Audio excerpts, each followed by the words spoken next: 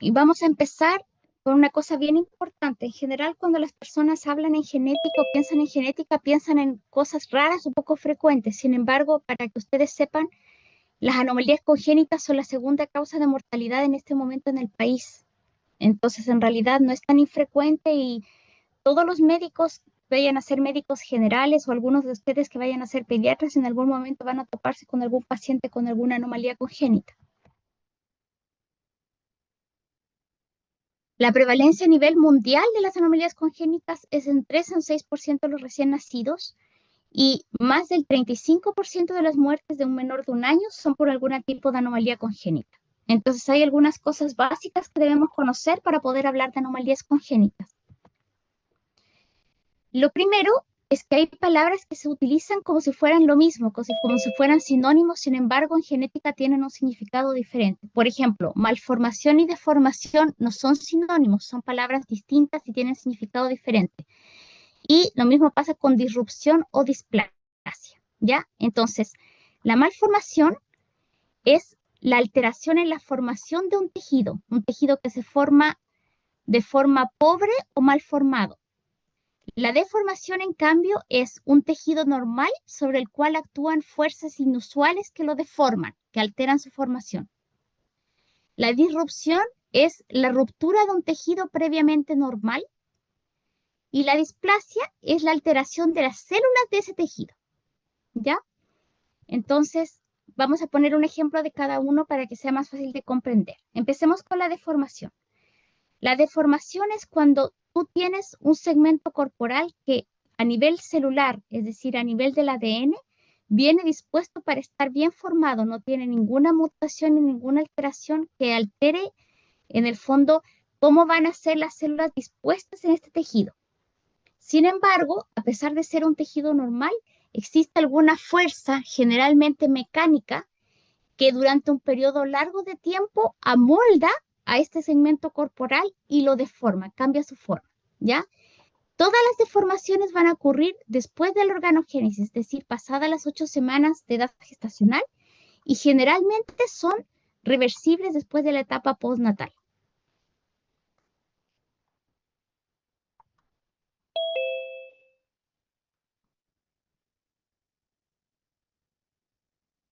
¿Cuáles son los riesgos que pueden aumentar la probabilidad de presentar una deformación?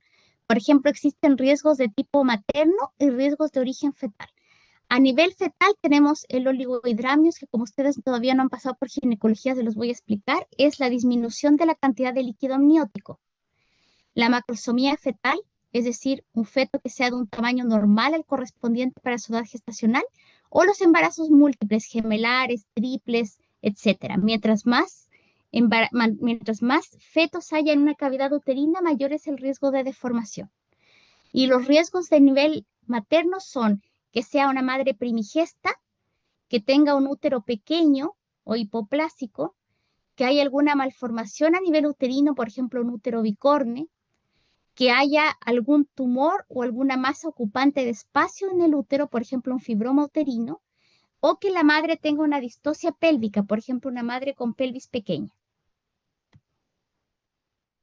La disrupción es otra cosa, es un proceso destructivo que altera las estructuras después de que fueron normalmente formadas. Es decir, en este caso tampoco existen mutaciones de variaciones genéticas en el tejido. Viene todo dispuesto en la etapa embrionaria para que el tejido se forme de manera normal. Sin embargo, existe un proceso después de que el tejido ya está formado que determina que se destruye este tejido. Algunos de estos ejemplos pueden ser una compresión intrauterina, hemorragias, trombosis, embolias, los TORCH, por ejemplo. Yo no sé si alguno de ustedes sabe lo que es el TORCH. ¿Saben lo que es el TORCH? ¿No lo han escuchado nombrar? No, yo personalmente no. Sí, Ya, profe, yo lo he escuchado, pero sé ya, que perfecto. son como enfermedades graves que les dan a los recién nacidos. Son Ya, los infecciones. TORCH, Son infecciones que se dan sí, en el embarazo y pueden alterar el feto. muy bien. Eso es el TORCH. El TORCH es un acrónimo, ¿ya?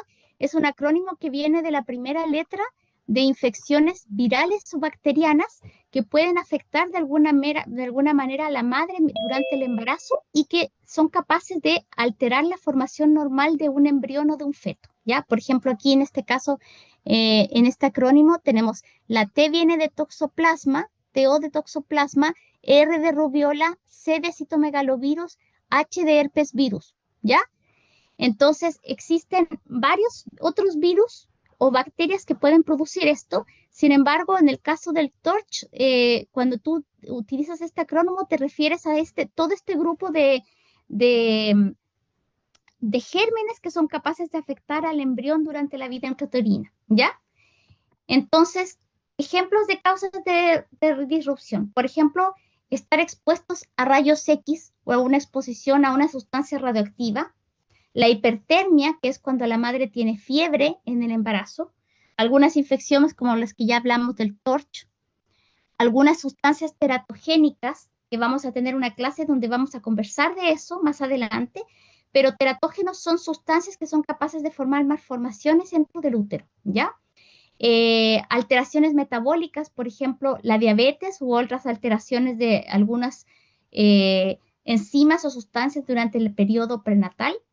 La disrupción vascular, aquí entra todo lo que sean trombos, hemorragias, embolias. La secuencia de ruptura del amnion. El amnion es una capa que cubre al embrión o al feto cuando está dentro del útero. Entonces aquí, por ejemplo, tenemos de ejemplo disrupciones vasculares. Por ejemplo, cuando se produce un trombo o una embolia, se puede producir un quiste que se llama quiste porencefálico, que aquí tienen un ejemplo. Este de aquí es un quiste porencefálico. Si ustedes se fijan, en esta imagen se ve el cerebro, aquí se ven los ventrículos cerebrales y todo este espacio que ustedes ven negro es un quiste que está relleno de líquido cefalorraquídeo. Eso es un quiste porencefálico y puede ser producido por una alteración en la vida intrauterina de un trombo o de una hemorragia cerebral.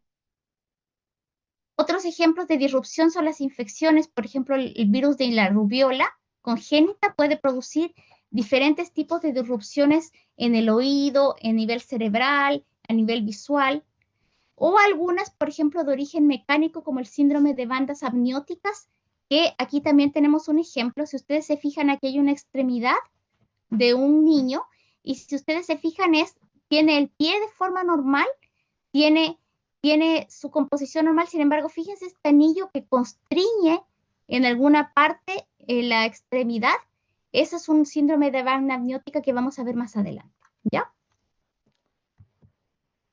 Miren, aquí tienen rubiola congénita, alteraciones, por ejemplo, de quistes. Aquí tienen lo de las bandas amnióticas. Se rompe el amnios dentro del útero y quedan estas tiras largas, transparentes, que lamentablemente pueden enrollarse en las extremidades, el tronco o la cabeza del niño. En este caso, por ejemplo, se enrollaron en los dedos y al hacer eso, limitar la llegada de flujo sanguíneo normal a la punta de los dedos, de las falanges distales. Y eso puede producir amputaciones intraútero y que el niño no desarrolle las falanges de la mano, ¿ya? En cambio, ¿qué es una malformación? Fíjense la diferencia de cada uno. La malformación viene determinada genéticamente, es decir, si tú estudias a nivel molecular los genes de las células de un órgano mal formado, vas a ver que existe una mutación, que existe una alteración. Y ellas se producen en la etapa inicial de la formación de la estructura o del tejido, es decir, durante las primeras 8 semanas del embrión, que es la organogénesis, y siempre van a ser debido a una causa genética. Como es un defecto primario, es el resultado de un proceso de desarrollo intrínsecamente anómalo. No hay nada que uno pueda hacer para evitarlo.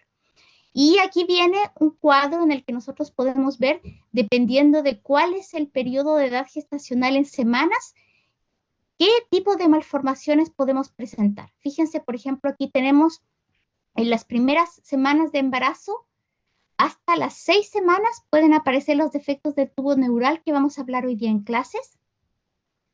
Fíjense aquí las malformaciones cardíacas o las anomalías cardíacas pueden aparecer al comienzo del embarazo hasta las 6 semanas de edad gestacional, es decir, cuando muchas veces las madres ni siquiera saben que están embarazadas, todavía no tienen síntomas de embarazo, y así pueden seguir viendo, por ejemplo, la fisura de paladar, la fisura de labio, y otras malformaciones que pueden revisar aquí en qué etapa del embarazo se pueden producir. Ejemplos de malformaciones, la polidactilia, que es cuando tenemos dedos extra, que pueden estar antes o después del inicio de la mano. Las microtias o anotias, que son alteraciones de la forma de la composición de las orejas. Aquí, por ejemplo, tenemos el anoftalmos, que es la ausencia de los globos oculares. Fíjense que el niño tiene órbita, tiene párpado que cierra las órbitas, pero no tiene presencia de los globos oculares. O las anomalías cardíacas que revisamos previamente en el cuadro. Las malformaciones en genética se dividen en dos grupos, malformaciones mayores y malformaciones menores. Las malformaciones mayores tienen consecuencias severas, médicas y sociales y corresponden al 2 al 3% de los recién nacidos vivos. Y se llaman mayores porque pueden poner en riesgo la vida del paciente porque afectan órganos vitales, por ejemplo, el corazón, el cerebro o el riñón. Ejemplos de malformaciones mayores tenemos aquí, por ejemplo, espérenme un segundito con compañero, ahí está. Por ejemplo, tenemos aquí alteraciones del encéfalo, como este defecto de tubo neural, fisura labiopalatina completa, total, bilateral, monorrenos, que son los pacientes que tienen un solo riñón, onfaloceles, que es cuando hay una extrusión de los órganos abdominales fuera de la pared abdominal que está permeable. Mientras que es una malformación menor, son alteraciones estructurales frecuentes que no implican una carga a nivel social ni de salud para el paciente, por lo tanto, no implican un riesgo vital. ¿Y qué importancia tienen? En genética son sumamente importantes porque son pistas para poder encontrar malformaciones mayores. En general, mientras más malformaciones menores tenga un paciente, mucho mayor es la probabilidad estadística de que tenga una malformación mayor. Y un 15% de recién nacidos vivos van a presentar uno o más malformaciones menores. Ejemplos de malformaciones menores.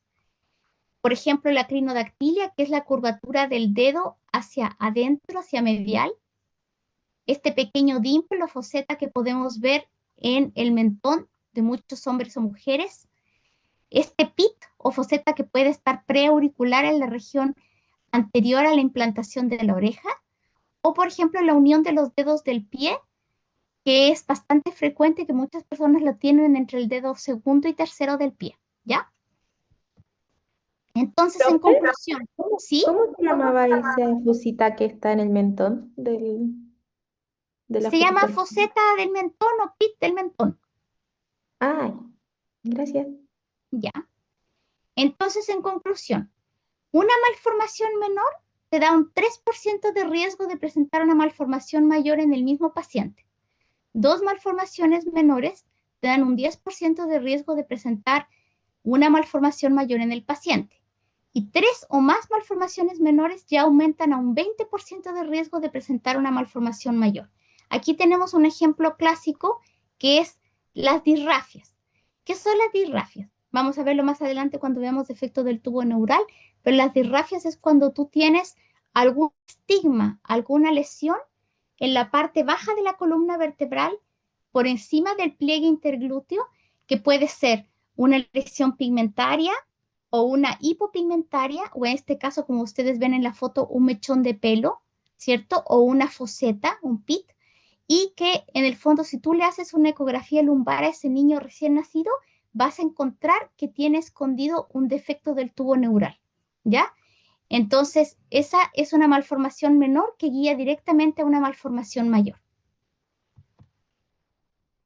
¿Cuáles son las principales causas de anomalías congénitas? Las principales causas de anomalías congénitas se pueden dividir en varias. Tenemos causas genéticas que pueden ser cromosómicas o génicas, es decir, que afectan el cromosoma completo o a un solo gen. Tenemos multifactoriales, que son la mayoría de las causas en las cuales hay causas genéticas, pero también ambientales involucradas. Tenemos causas ambientales por sí solas, como enfermedades de la madre, alteraciones de la placenta o del útero, algunas sustancias que son embriotóxicas, como algunos químicos o drogas.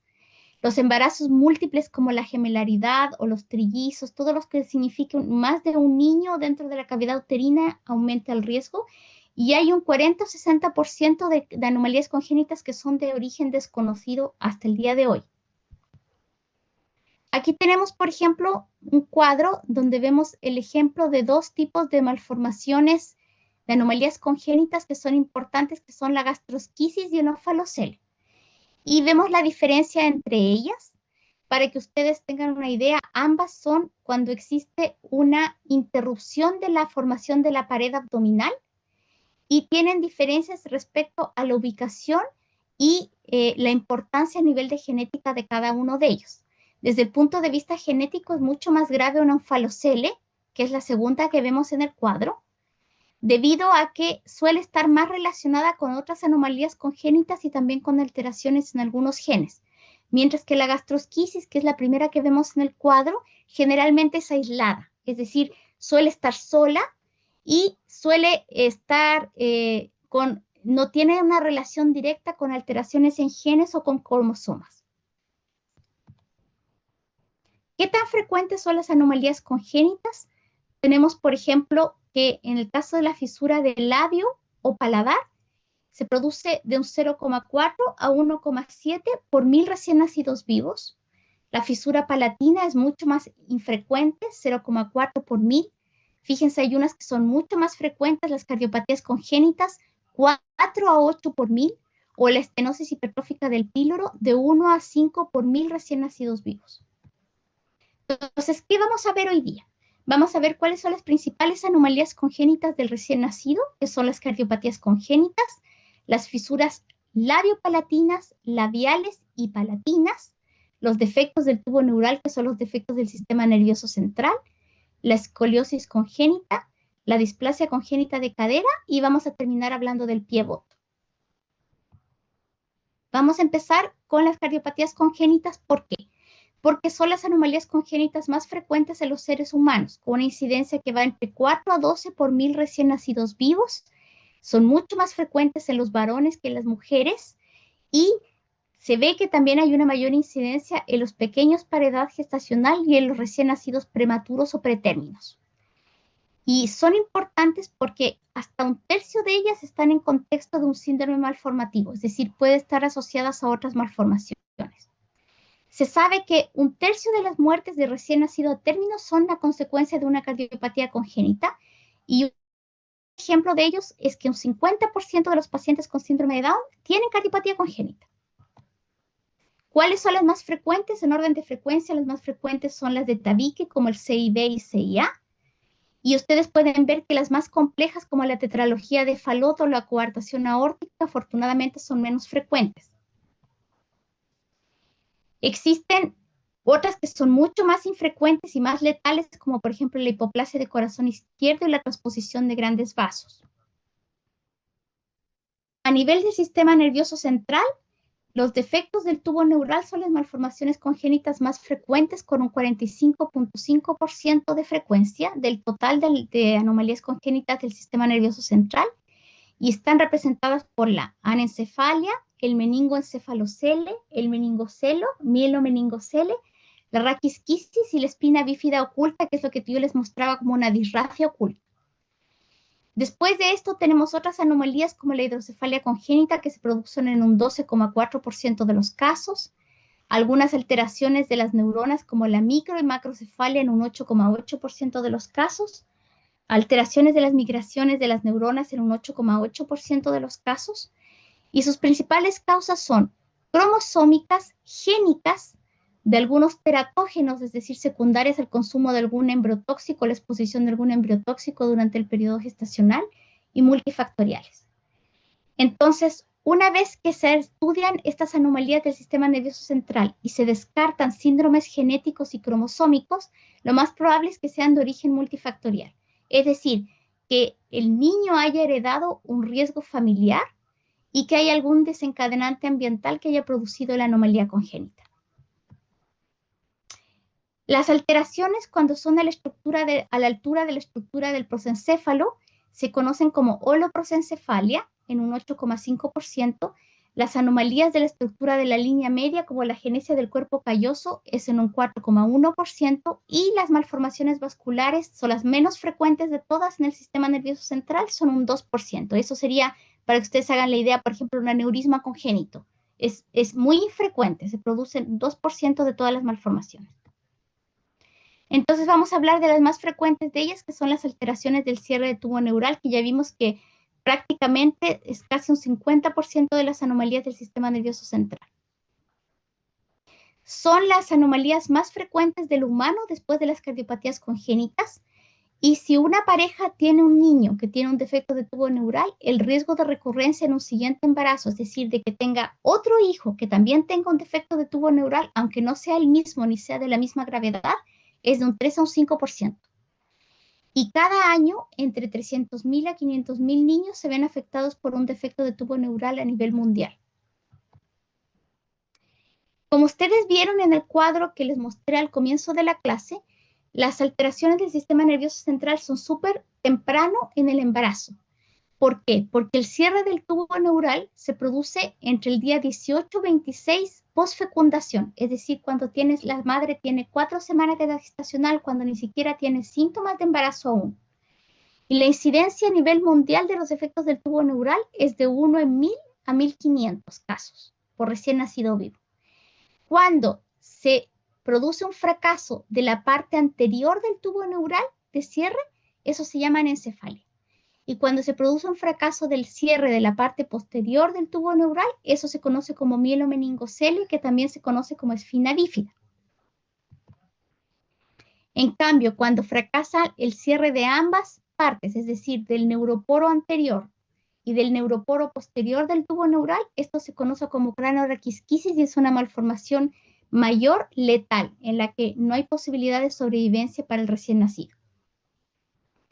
Los defectos del tubo neural están relacionados con varios factores de riesgo, dentro de esos con la diabetes gestacional, la fiebre en la madre, algunos fármacos como por ejemplo el ácido retinoico, que es ampliamente utilizado por los dermatólogos para el control del acné, el ácido valproico, que se utiliza en los neurólogos para el tratamiento de la epilepsia, algunos antibióticos como las sulfas, y también por el déficit de ácido fólico. La incidencia nacional, antes de que se fortalecieran las harinas blancas con ácido fólico, era de 10 a 30 casos por 10.000 recién nacidos de defectos de tubo neural. Es decir, nacían 200 a 400 niños por año con alguno de estos defectos. Sin embargo, desde el año 2000, por una ley, se empezó a fortificar las harinas blancas, ojo, blancas, no las harinas integrales, con ácido fólico, y esto produjo una disminución global de este tipo de anomalía congénita entre un 38 y un 80% aproximadamente. Y eso lleva a que la incidencia actual de defectos de tubo neural sea de 5 a 10 por cada 10.000 recién nacidos. Y esta disminución se vio que es más importante para la espina bífida que para la anencefalia, lo que lleva a pensar que en el caso de la anencefalia, el ácido fólico por sí solo no es un causante, sino que deben haber otros factores ambientales o genéticos aún no conocidos o aún no pesquisados que pueden ser responsables de esta anomalía congénita. ¿Cuál es el pronóstico de los pacientes que tienen este tipo de anomalía congénita? Primero, cursan con déficits neurológicos variados dependiendo del sector y tamaño del defecto, tienen alteraciones de la sensibilidad, pueden tener parálisis muscular total o parcial, pueden tener pie equinovaro, luxación de la cadera, vejiga neurogénica con incontinencia urinaria, estreñimiento, incontinencia fecal o urinaria. Aquí tenemos una foto donde vemos lo que es la anencefalia. Su incidencia es de 1 por cada 1000 recién nacidos vivos y el diagnóstico es posible por medio de la ecografía desde el primer trimestre. El pronóstico siempre va a ser fatal y se produce, como conversaba yo con ustedes previamente, por el cierre defectuoso de la parte anterior del tubo neural que se produce durante la 4ª semana de gestación. Se caracteriza por la ausencia parcial o total del cerebro, del cráneo y del cuero cabelludo que lo cubre.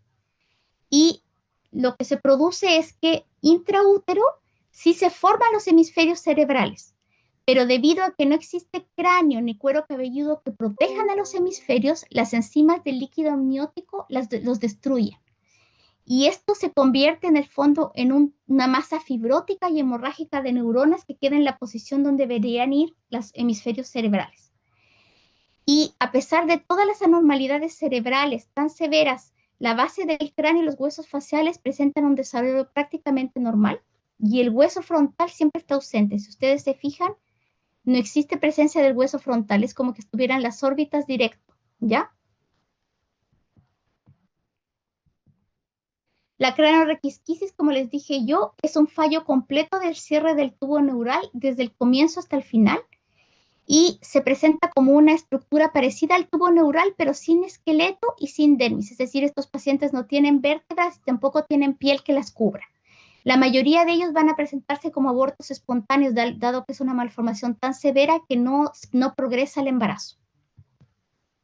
El mielomeningocele, que es lo que vulgarmente se conoce como espina bífida, es el defecto de una vértebra que resulta en la exposición del contenido del canal de la médula espinal. En la mayoría de los casos, el defecto se localiza en el arco dorsal de la vértebra y la incidencia, al igual que la anencefalia, es de 1 por 1000 recién nacidos.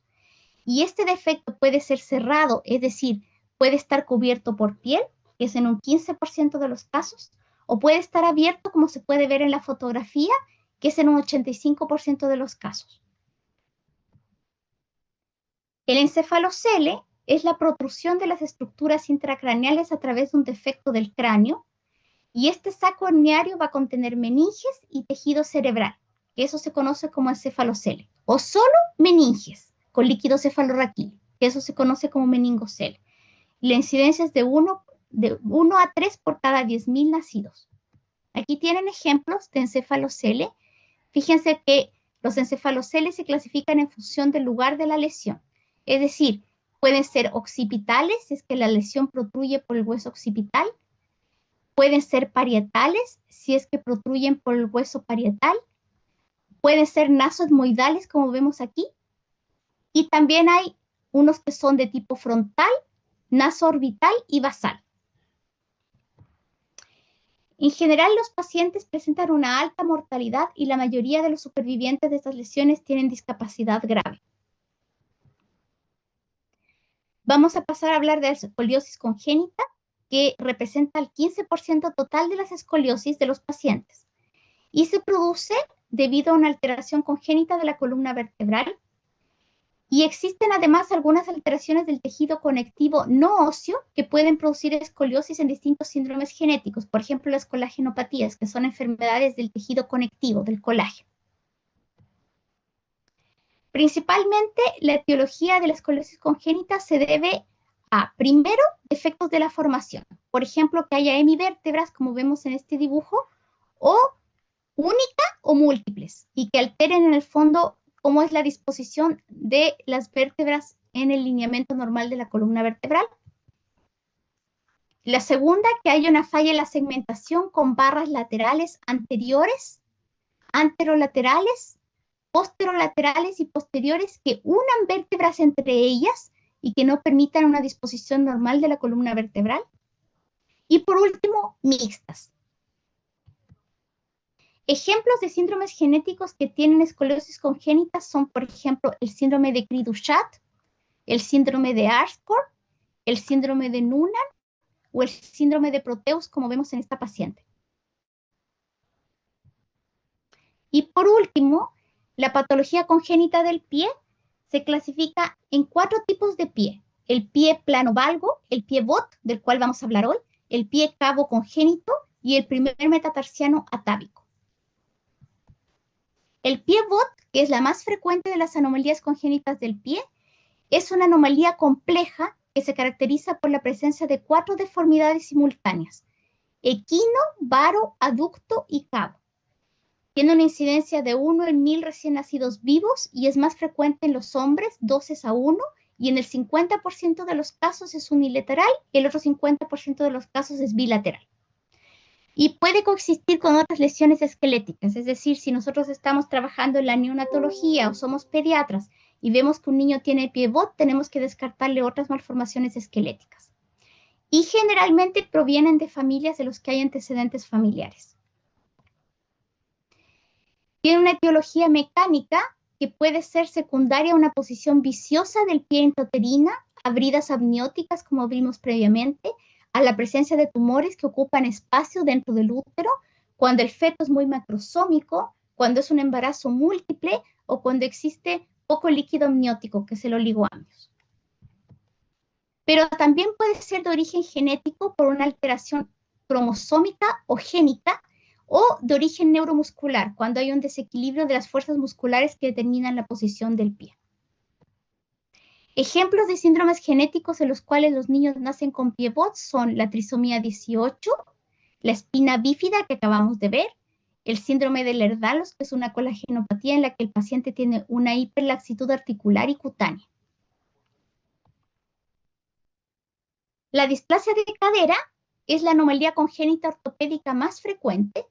Es una alteración del desarrollo de la cadera antes de los 3 meses de edad gestacional y de forma secundaria a esta displasia se va a producir una subluxación o luxación de cadera.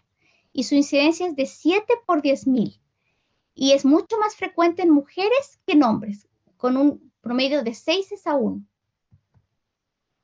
Es de causa multifactorial y principalmente se produce porque hay una sensibilidad genética familiar unida a algunos factores ambientales que la determinan o la desencadenan. Hay familias en las que hay varios miembros que tienen displasia de cadera. Estas familias tienen mayor cantidad de genes susceptibles al desarrollo de esta anomalía. Y dentro de los factores externos que pueden desencadenarla son la posición podálica intraútero, algunas hormonas, por eso se considera que es más frecuente en mujeres, y algunos procesos ocupantes de útero como, por ejemplo, masas, tumores que estén utilizando espacio uterino. Algunos síndromes genéticos de los que el paciente nace con displasia congénita de cadera, por ejemplo, son el síndrome de Larsen o la artrogriposis congénita múltiple. En el caso de las fisuras, la fisura palatina, labial y labiopalatina son la anomalía congénita más frecuente a nivel craneofacial. Su incidencia mundial es 1 en 700 a 1 en 1000 recién nacidos vivos. Y en Chile la prevalencia de la fisura labiopalatina es 1 por cada 943 nacimientos. Pueden ser aisladas, pero también pueden estar asociadas a malformaciones o a síndromes genéticos. El 25% de los recién nacidos que tienen fisura labiopalatina tienen alguna malformación asociada, algún síndrome genético o alguna alteración cromosómica. Algunos síndromes genéticos que pueden presentar fisura son el síndrome de Van der Boom, la de lesión del cromosoma 22 y el síndrome de Stickler. Pero también existen fisuras que no son secundarias a síndromes genéticos, sino que son de origen multifactorial, es decir, susceptibilidad genética familiar asociados a un factor desencadenante ambiental. Y esto se produce por la falla en la fusión de los procesos nasal y palatino durante la vida intrauterina. Hay una fuerte agregación familiar, por lo tanto, si tú tienes un niño que nace con fisura, deberías preguntar si hay otros miembros con fisura en la familia. El 60-80% de los recién nacidos que tienen fisura de labio y fisura labiopalatina son varones. En cambio, la fisura de paladar sola, sin labio, es mucho más frecuente en las mujeres. ¿Cuáles son los 3 tipos de fisura? La fisura de labio aislada, que se produce en un 21% de los casos. La fisura de labio y paladar, que es la más frecuente en un 46% de los casos. Y la fisura de paladar sola, que es en un 33% de los casos. ¿Qué consecuencias tiene la fisura labiopalatina? Los pacientes pueden tener dificultad para alimentarse de recién nacidos porque hay dificultad para succionar. Esto puede llevar a un fracaso pondoestatural, también a una neumoaspiración. Pueden desarrollar desviación del tabique nasal. Pueden producir hipoacusia conductiva y otitis a repetición. Puede llevar a maloclusión dental, alteración del desarrollo de los huesos craniofaciales, alteraciones de la voz hipernasal y alteraciones cosméticas. Existen distintos tipos de sustancias que son conocidas a nivel global como embriotóxicos, es decir, sustancias que son tóxicas para el embrión y que son capaces de afectar al embrión o al feto en la vida intrauterina y aumentar el riesgo de presentar anomalías congénitas. Dentro de eso tenemos algunos teratógenos como el alcohol, las infecciones virales como el TORCH, que veíamos más adelante en la clase, la diabetes gestacional, algunos medicamentos, algunas mutaciones o alteraciones cromosómicas.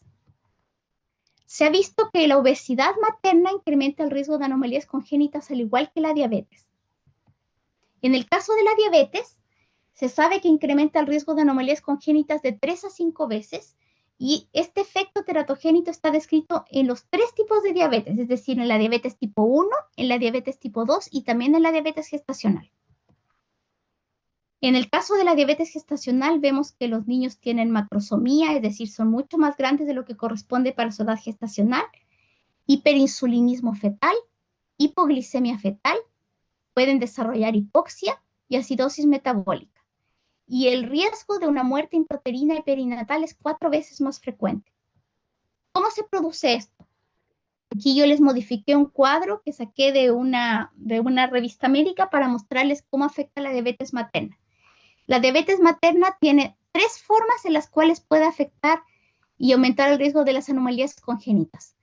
Lo primero es que hay un aumento de la glicólisis y ese aumento de la glicólisis va a llevar a una disminución de la actividad del factor de necrosis tumoral NF-κB y esto va a producir una alteración en el equilibrio normal entre la proliferación y la muerte celular que va a llevar a la apoptosis.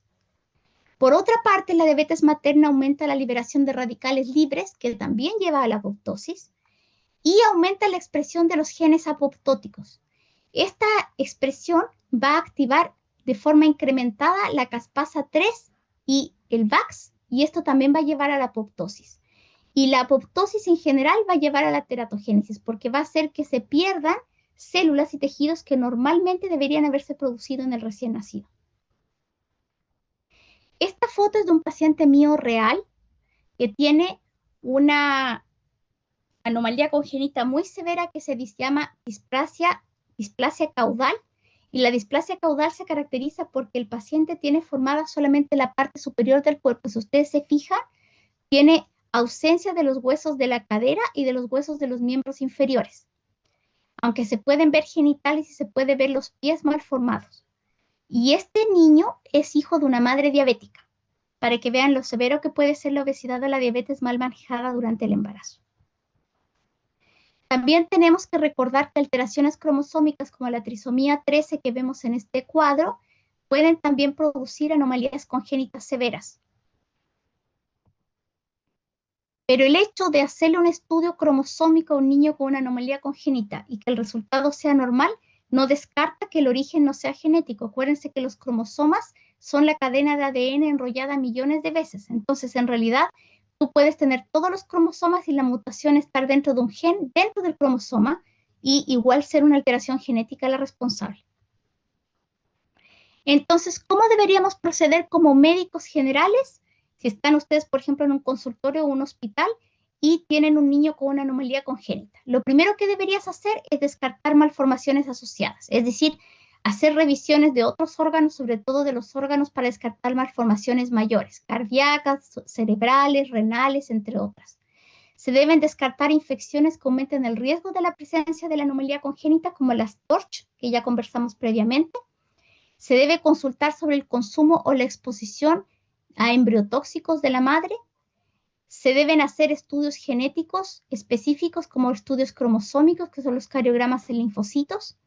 Se deben descartar enfermedades metabólicas en la madre como la diabetes y también se pueden hacer estudios genéticos específicos para cada cuadro. Por ejemplo, si tú sospechas que hay una deleción del cromosoma 22, existe un examen específico para poder buscar esa causa.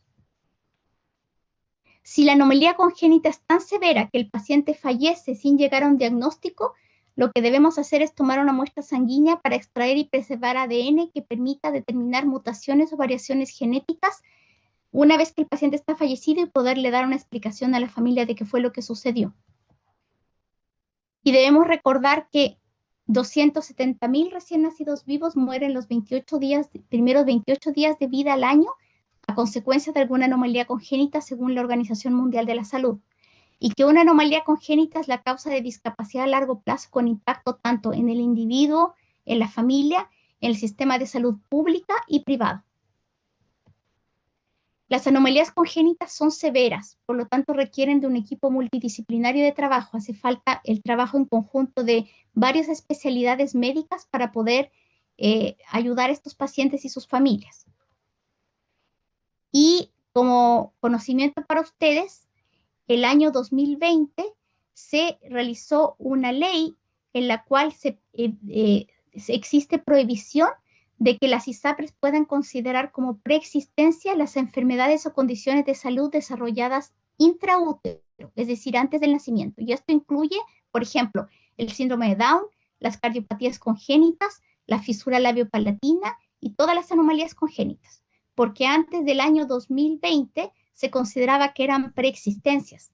Entonces les estoy diciendo que muchas veces yo tenía pacientes con síndrome de Down que no podían ser inscritos en las ISAPRES por sus padres porque se consideraba que el síndrome de Down era una preexistencia. Una vez realizada la ley, esto se acabó. ¿Dudas, preguntas de esta clase?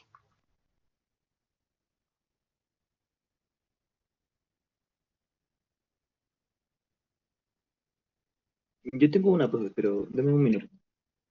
Ya,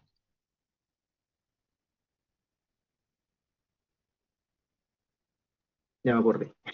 Era por el tema de ya, los Brian. rayos X.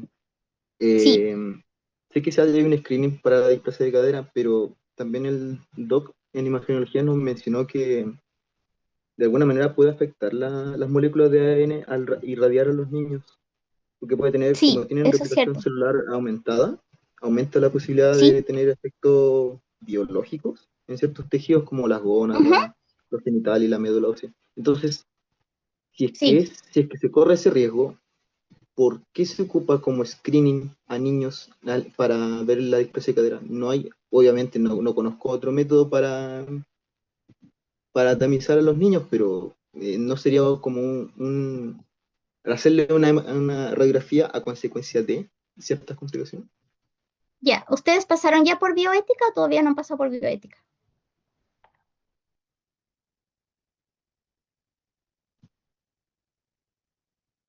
Chicos, ¿tuvieron bioética o aún no? No, es el segundo semestre de bioética. Ya, les explico por qué. Esa pregunta de Brian es justamente porque no han pasado por bioética todavía. Todos los exámenes médicos, todos los medicamentos que nosotros hacemos, todas las acciones que uno realiza como médico tienen consecuencias. Pero los médicos cuando realizamos acciones que son en beneficio del paciente, siempre tomamos en cuenta y sopesamos riesgo-beneficio. Es decir, ¿es mayor el riesgo de someter a este paciente y menor el beneficio que se obtiene o viceversa? ¿Es mayor el beneficio de realizarle a este paciente la radiografía que el riesgo? Entonces, lo que les dijo el radiólogo es lo correcto, el imagenólogo es lo correcto, ¿ya? Es cierto lo que él dijo, pero la probabilidad de que el niño tenga displasia de cadera y que la displasia de cadera no sea diagnosticada y no sea manejada adecuadamente y el paciente quede con un daño de por vida en su marcha debido al manejo inadecuado de displasia de cadera, es mucho mayor ese riesgo que el riesgo que implica el someterse a la radiación ionizante. ¿Me entienden? Es como cuando Sí, tú, por ejemplo, das un medicamento para el dolor. Si tú a una embarazada le das medicamento para el dolor y tú le dices el único medicamento que puede tomar en el embarazo es paracetamol. ¿Qué riesgo? Denme un efecto adverso importante del paracetamol.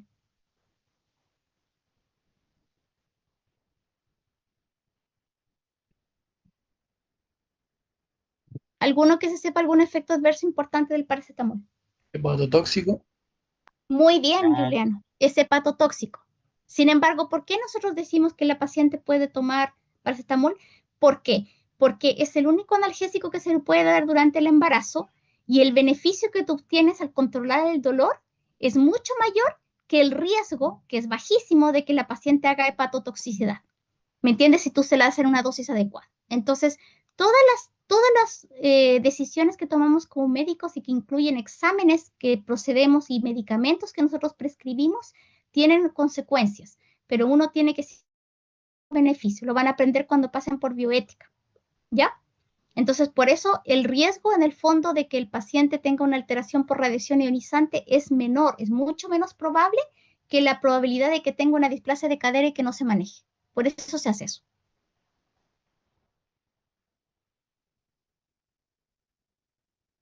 Sí, profe, se entendió súper bien. Perfecto. Ya, súper. ¿Alguien más que tenga alguna otra duda de anomalías congénitas?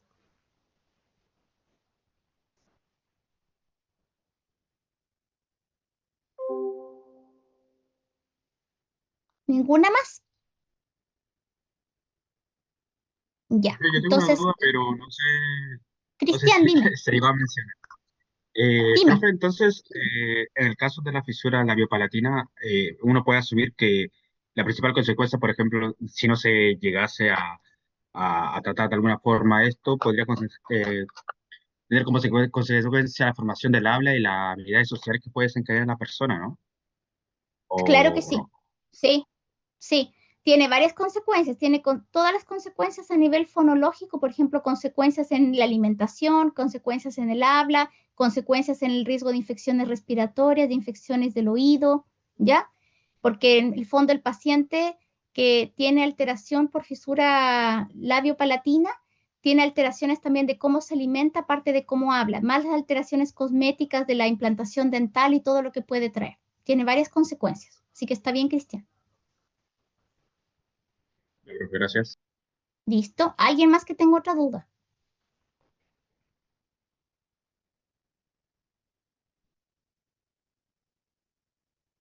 Listo. Entonces vamos a pasar al taller, que en el taller es más entretenido, más cortito y van a ver cómo se hace la evaluación del examen físico en genética. ¿Ya? Les comparto el tiro la clase. Esperen un segundito.